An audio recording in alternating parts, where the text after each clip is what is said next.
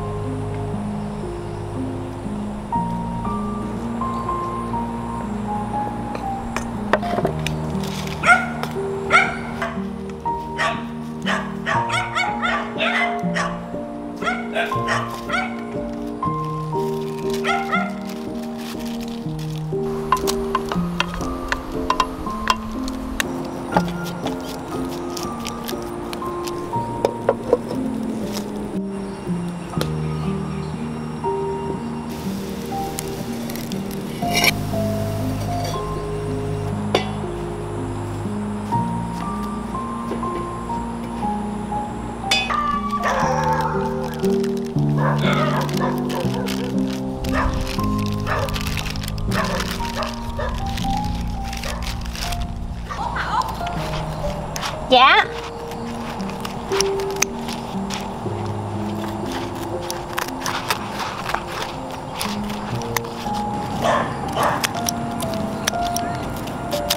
Em ơi, ăn bánh nè. Bánh dừa của mới làm á, ăn thử đi. Ngon không? Đây qua đây kìa. Cơm hả? Không phải cơm, cái này là bánh dừa. Dừa. Đúng rồi. Cái này cô Út làm cái này cho con ăn nè.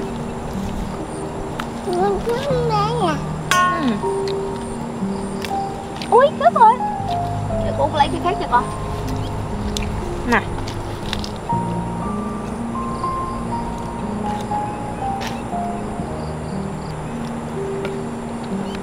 Cứng quá hả? Con cắn mạnh ra. Con cắn gì của Út nè.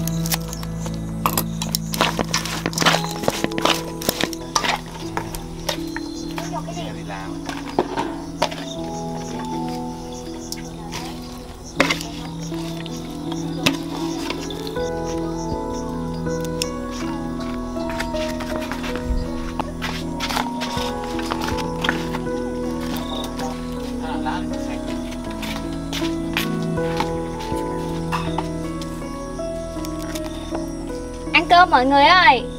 Không, cái này là dừa luôn hả? Cái này là kho dừa. Cái này là củ hủ cái gì ta? Mọng dừa. Mọng dừa xào với thịt. Còn cái này là gỏi mọng dừa với tôm thịt. Ồ, nhà hấp dẫn quá. Combo dừa. Combo dừa, bữa nay là toàn là dừa không à. Ăn thử miếng này. Rồi cả nhà ăn cơm. Ăn cơm. Không ăn được. Này thịt heo. Nó thấm ghê luôn á. Bò. Thịt heo ăn đi. Thấm không? Thấm đấy. Ngon quá. Dạ. Lần đầu mới ăn món này. Này mới thơm này. Cái này là xào hả? Dạ. Còn cái này là gỏi. Dừa nó khó rồi, ai mà để cho nó lên mọng vậy đó. Có dưới miền Tây á.